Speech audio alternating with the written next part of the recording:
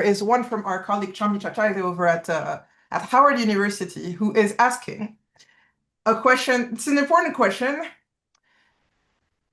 Is this golden era that we're speaking of in West Africa primarily attributed, or can it be primarily attributed to Islam and the spread of Islam?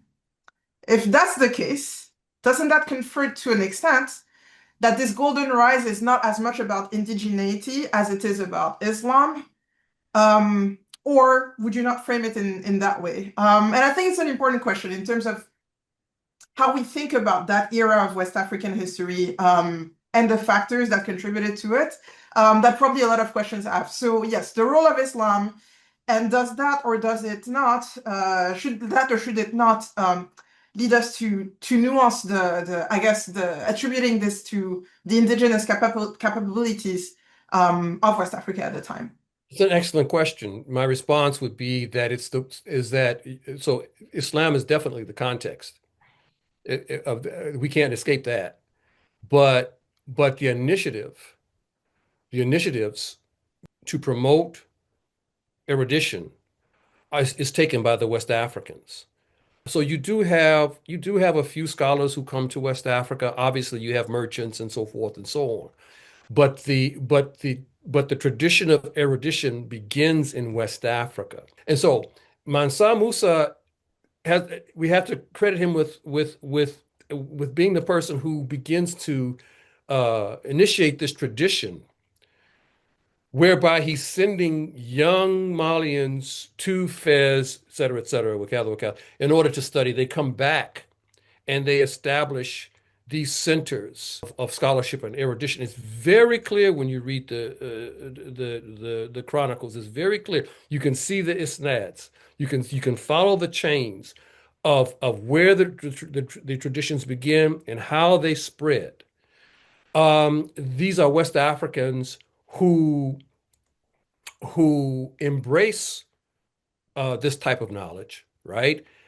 They bring it back, they enhance it, they put it in the conversation with their own systems of knowledge, which is a very fascinating aspect of all of this. Now, let's compare it with respect to what happens in Al-Andalus, which issues into Spain and Portugal. So you have a Muslim presence, which includes West Africans, from 711 to 1492, almost 800 years, which is the basis of an incredible cultural production. Incredible. Okay? So the context is Islam.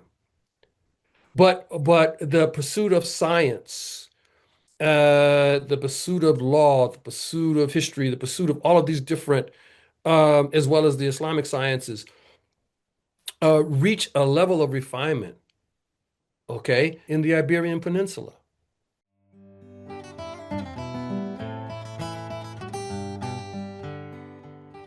This year, in partnership with Howard University and Boston University, we celebrated our 10th annual State of Education Conference following the Gold Road. Our wonderful speakers guided us through the medieval kingdoms of Mali, Ghana, and Songhai, and we all emerged ever the richer because of the knowledge that they shared with us. So, over the next few weeks, we will be sharing a few of our favorite moments with you. Our State of Education Conference is rooted in a simple truth.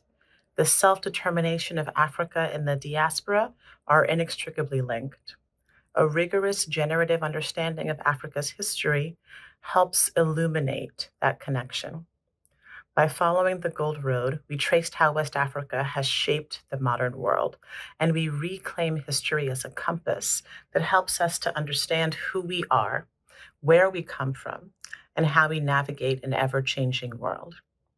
If you are a student, educator, researcher, or just curious, we have wonderful free resources for you to enjoy on our website, so please check those out.